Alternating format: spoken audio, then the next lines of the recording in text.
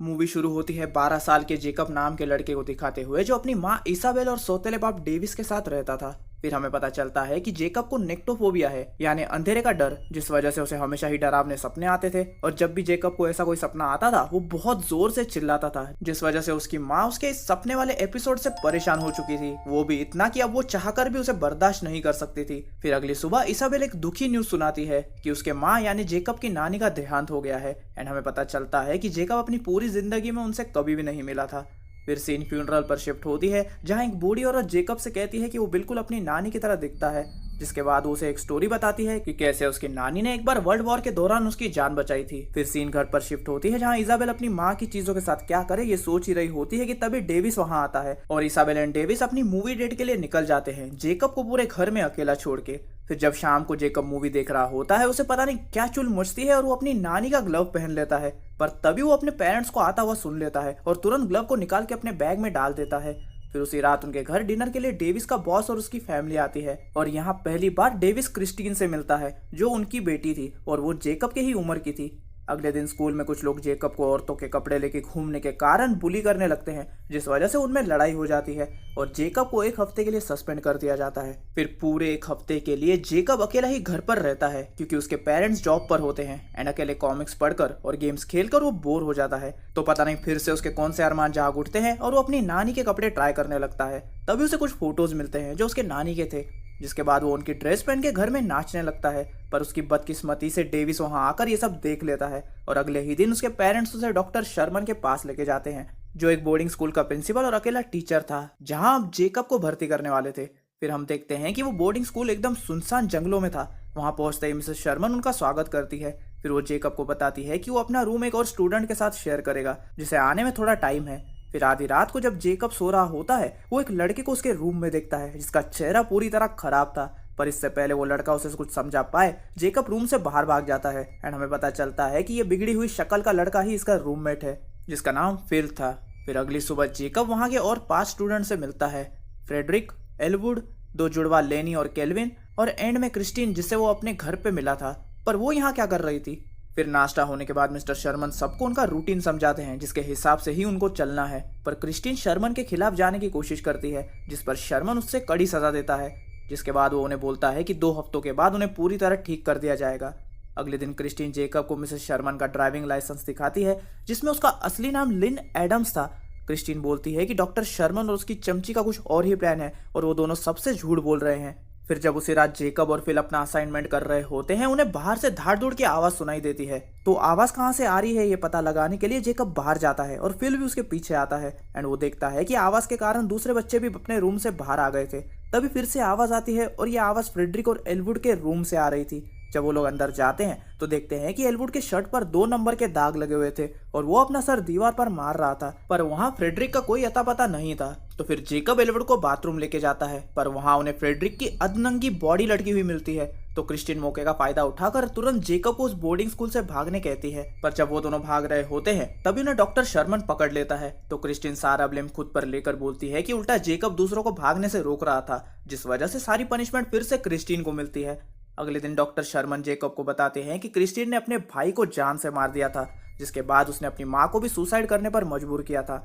ये सुनकर जेकब थोड़ा शॉक होता है। फिर डॉक्टर शर्मन जेकब को उसकी बाकी क्लासमेट्स का ध्यान रखने कहते हैं ताकि वो लोग मुसीबत में न फंसे, जिसके बाद जेकब अपने सारे क्लासमेट्स का ध्यान रखना चालू कर देता है और पूरी कोशिश करता है कि उनके बीच शांति बनी रहे। फिर एक रात क्रिस्टीन जेकब को बहला फुसलाकर अपने बेडरूम में लेके आती है, जहां वो उसे बताती है कि उसी ने फ्रेडरिक को मारा था ताकि डिस्ट्रैक्शन पैदा हो और वो लोग वहां से भाग सके। जिसके बाद वो जेकब को सीधा धमकी देती है कि अगर उसने अपनी नानी की ड्रेस नहीं पहनी तो वो एलवुड को भी मार देगी। तो मजबूरी में जेकब ड्रेस पहन के आता है, जिसके बाद वो जेकब को उसके साथ डांस करने के लिए मजबूर करती है एंड डांस करते वक्त क्रिस्टीन एक कैंची से जेकब को मारने की कोशिश करती है, पर जेकब उसे पकड़ लेता है, जिसके बाद वो उस पर अपने मखमली मुक्कों की बारिश कर देता है, जिससे क्रिस्टीन का असली चेहरा सामने आता है और वो जेकब को बताती है कि जब उसने उसे पहली बार देखा था उसे तभी जेकब से प्यार हो गया था। Wait a minute. तू कैंची से उसको मारने वाली थी, ये तेरा कौन सा प्यार है बहन? बट एनीवेज फिर शाम को जेकब लिन को छुपते हुए सीढ़ियों से नीचे जाते हुए देखता है, जिसके तुरंत बाद वो एलवुड के पास जाता है, पर एलवुड मर चुका था। तो वो अपने दूसरे रूममेट्स को चेक करता है, पर बदकिस्मती से खुशकिस्मती से वो लोग जिंदा थे। तो जेकब नीचे जाता है, जहां वो डॉक्टर शर्मन और लिन की बातें सुनता है और उसे पता चलता है कि डॉक्टर शर्मन और लिन आज रात ही सारे बच्चों को जान से मारने वाले हैं। जिसके बाद भागते वक्त वो बेसमेंट में पहुंच जाता है, जहां उसे 3 लाशें मिलती है, जिसमें फ्रेडरिक था और दूसरी 2 असली डॉक्टर शर्मन और उसकी बीवी की थी। तभी लिन वहां एलवुड की डेड बॉडी लेकर आती है, पर जेकब टाइम पे वहां से निकलकर ऊपर चला जाता है और यहाँ ऊपर एलवुड की माँ आई थी। तो जेकब पास ही के कबर्ड में छुप जाता है ताकि वो उनकी बातें सुन सके। एंड यहाँ हमें पता चलता है कि यहाँ मौजूद बच्चों के पेरेंट्स का ही फैसला था कि उनके बच्चे मर जाए, इसलिए उन्होंने इस नकली डॉक्टर शर्मन के साथ कॉन्ट्रैक्ट साइन किया था कि उनके बच्चे कभी घर वापस ना आए। फिर जब एलवुड की माँ वहां से जा रही होती है, तभी लिन वहां आकर बिना कारण उसे जान से मार देती है। पर लिन को यह नहीं पता था कि डॉक्टर शर्मन ने पहले से ही उसके ड्रिंक में एक ड्रग मिलाया था, जिससे वो वैसे भी मर जाती और कोई सबूत भी नहीं छूटता। लिन का ऐसा पगलापन देखकर शर्मन बहुत निराश होता है और वो सीधा उसका गला काटकर उसे जान से मार देता है। चल क्या रहा है भाई यहाँ पर। जिसके बाद वो सीधा क्लोजेट की तरफ देखता है जहाँ जेकब था, और फिर वो जेकब को बाहर आकर लिन की बॉडी ठिकाने लगाने में उसकी मदद करने को कहता है, वो भी ऐसे जैसे कि ये जेकब का रोजमर्रा का काम हो। इसका मतलब शर्मन को पहले से ही पता था कि जेकब वहां छुपकर उनकी बातें सुन रहा है। जिसके बाद वो जेकब को उसका प्लान भी बताता है कि वो इस पूरी जगह को आग लगाकर पुलिस को ऐसे दिखाएगा कि जैसे यहाँ गलती से आग लग गई थी, जिसमें सब मारे गए। तभी वहां उसका नौकर आता है, पर वो उससे भी जान से मार देता है। फिर वो जेकब को उसके कॉन्ट्रैक्ट किलिंग के काम के बारे में भी बताता है, जो वो तब से कर रहा है जब वो जेकब की उम्र का था। जिसके बाद वो जेकब को बताता है कि असल में उसके सौतेले बाप डेविस ने ही इसे जेकब को मारने का कॉन्ट्रैक्ट दिया था, ताकि वो उसके और उसके माँ के बीच में ना आ सके। तो जेकब शर्मन को कहता है कि वो लाशें ठिकाने लगाने में उसकी मदद करेगा, पर बदले में वो उसे कुछ नहीं करेगा। जिसके बाद शर्मन पूरे घर में आग लगा देता है, सिवाय ऊपर के रूम के। तो शर्मन जेकब को ऊपर के रूम्स की चाबियां देकर बाकी बच्चों को लॉक करके आने कहता है, ताकि वो सब बाहर न निकल सके। पर जेकब उसके चाल में नहीं फंसता, क्योंकि उसे पता था कि जैसे ही वो ऊपर जाएगा शर्मन सीढ़ियों को आग लगा देगा। जिसके बाद जेकब के साथ भी वही होगा जो बाकियों के साथ हुआ था। तो जेकब बिना ज्यादा सोचे गोल्फ स्टिक से सीधा शर्मन को शॉट लगा देता है, जिससे वो वहीं बेहोश हो जाता है। जिसके बाद वो अपने सारे दोस्तों को वहां से छुड़ाता है, सिवाय क्रिस्टीन के। वो क्रिस्टीन को एक रूम में लॉक कर देता है फ्रेडरिक की मौत का बदला लेने के लिए, और वो उसे मरने के लिए वहीं छोड़ देता है। जिसके बाद वो अपनी नानी की ड्रेस उतारकर अपने दोस्तों के पास जाता है, और अगली सुबह ऑफिसर्स आके इन्हें बचाते हैं और सारे बच्चे अपने माता पिता से मिलते हैं। पर जेकब इस बोर्डिंग स्कूल का राज अपने अंदर ही रखता है और उन बच्चों को ये नहीं बताता कि उनके माँ बाप ने उनके लिए क्या प्लान बनाया था। पर वो बिगड़ी हुई शक्ल के बच्चे फिल के बाप को वार्निंग देता है कि वो अपने बेटे के साथ कुछ ऐसा वैसा ना करे। जिसके बाद वो भी अपने पेरेंट्स के साथ अपने घर आ जाता है।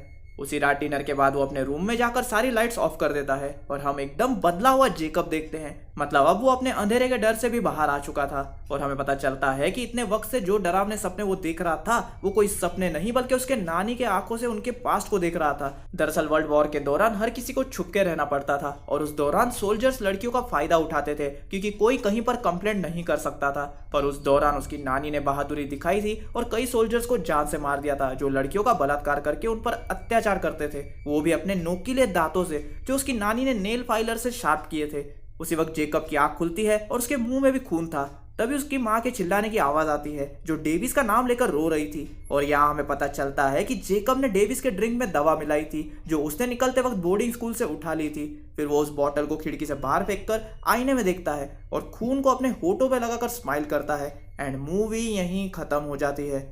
अब बात करते हैं इस मूवी के थ्योरी के बारे में। दरअसल जेकब को हर रात उसकी नानी का पास्ट दिखता था, जो कि सच में भयानक था, क्योंकि वर्ल्ड वॉर के दौरान सच में ऐसी घटनाएं हुई थी जिसके बारे में औरतें कुछ भी नहीं कर सकती थी। और जेकब को एक नोकीली दांतों वाली औरत भी दिखती थी, जिसे देखकर वो डर जाता था, जबकि वो उसकी नानी ही थी जिसने दूसरी औरतों को बचाने के लिए खुद के दांतों को शार्प किया था। इसलिए जेकब अपनी नानी से ज्यादा कनेक्ट कर पा रहा था और उनकी ड्रेस पहन लेता था, जिससे उसे क्लैरिटी मिल सके कि आखिर सच क्या है। एंड हमने देखा कि डॉक्टर शर्मन एक नंबर का घटिया और राक्षस टाइप इंसान था, जो किसी को भी जान से मारने से पहले एक बार भी नहीं सोचता था।